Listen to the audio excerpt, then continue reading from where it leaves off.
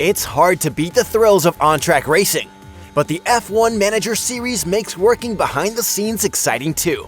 Watching a risky overtake pay off from the pit wall can be similarly thrilling to burning that rubber yourself, and a focus on team development and strategy between races can be refreshing. While F1 2024 is your typical annual update in many respects, content to make incremental improvements over massive changes, several of those tweaks leave developer Frontier's latest management sim more compelling than ever.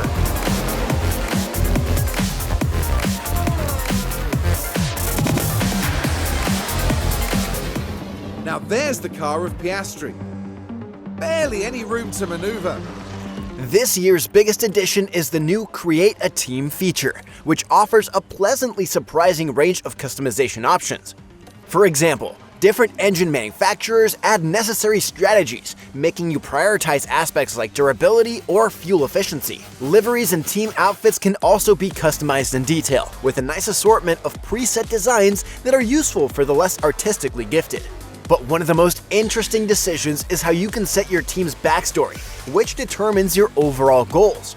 You could choose to be the small team with solid expertise but low funding, or the hungry newcomers determined to win at all cost, alongside plenty more. These options realistically impact your overall chances, and if you'd rather start entirely on your own terms instead, you can thankfully ignore them too. What's particularly nice is how granular F1 Manager 2024 gets when creating your team without selecting an origin. Different starting budgets, car performance settings, and more let you choose between beginning near the front or rising from back markers to eventual champions. You can't set every facility to 5 stars immediately though, which keeps things balanced. There's a hard limit for improvement points too, so choosing between improved race performance, manufacturing speed for car parts, or even HQ's helipad provides welcome depth. In previous games, choosing a constructor was effectively a silent difficulty setting, as team performance matched that of their real-life counterpart. That made choosing midfield contenders like Alpine more appealing when seeking a challenge.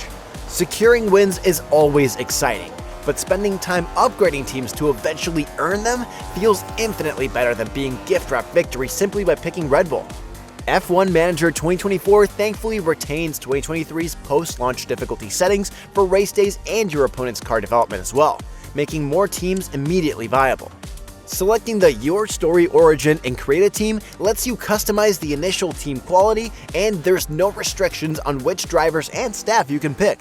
In a year where the driver lineup is almost identical to the previous season, adding an 11th team that can sign existing Formula 1 drivers or even F2 and F3 rookies shakes this dynamic up nicely. Rather than choosing Max Verstappen and Charles Leclerc immediately, you could initially sign Nico Hülkenberg or Yuki Tsunoda and try to secure their first podium finishes.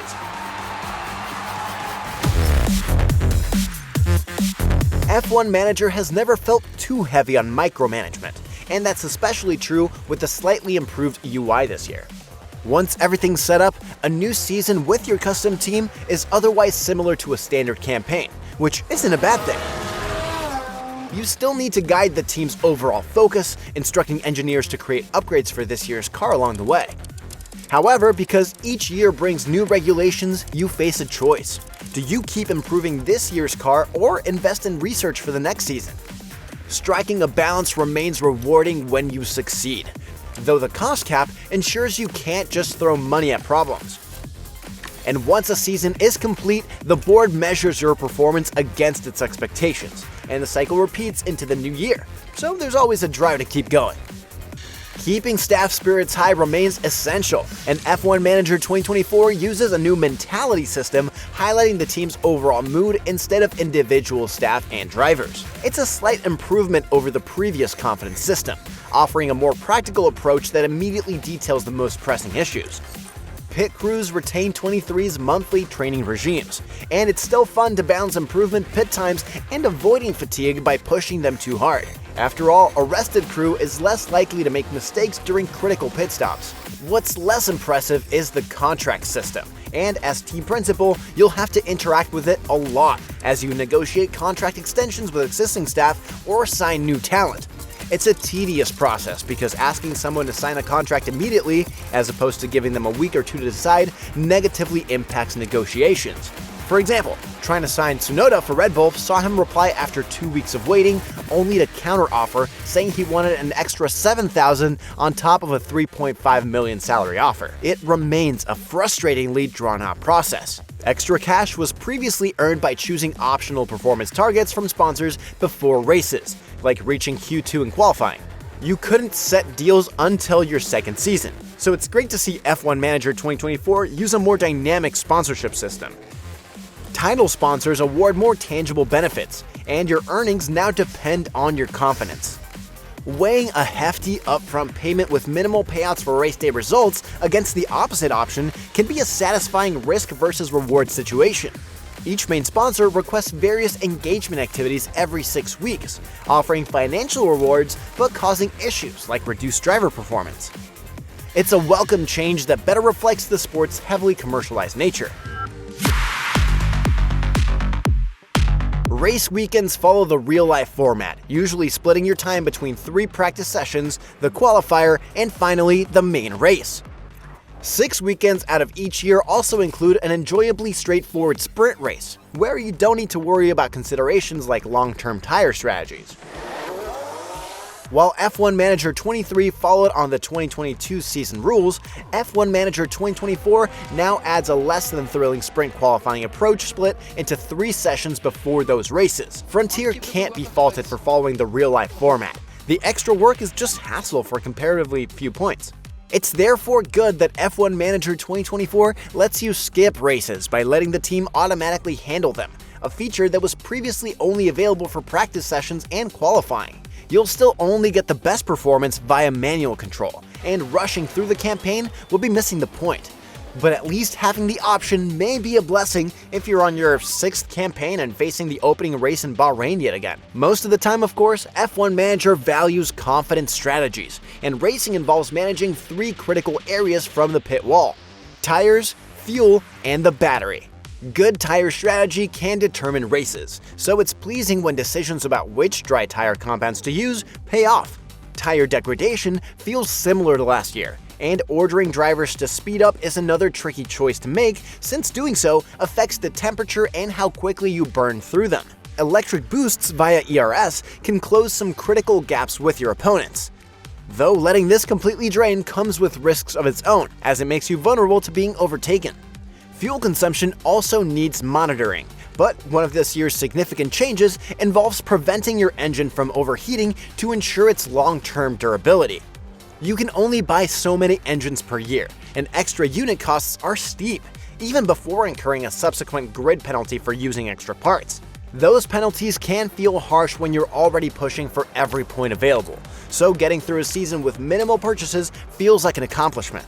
Overheating also ties into a compelling mechanical failure system. Well, yeah, right. It certainly looks like they've developed a fault. TV broadcast-style replays will point out mechanical faults, but rarely indicate what the actual problem is. That seems slightly pointless beyond informing you of who's got issues, but it's an enjoyable challenge overall. Just like the real thing, some faults even need mitigating mid-race by requesting drivers follow specific tactics, such as avoiding high-risk curbs and driving in clean air. Accidents also seem slightly more realistic, though not majorly. Incidents that would normally finish a driver's race in real time often wouldn't retire cars in previous entries.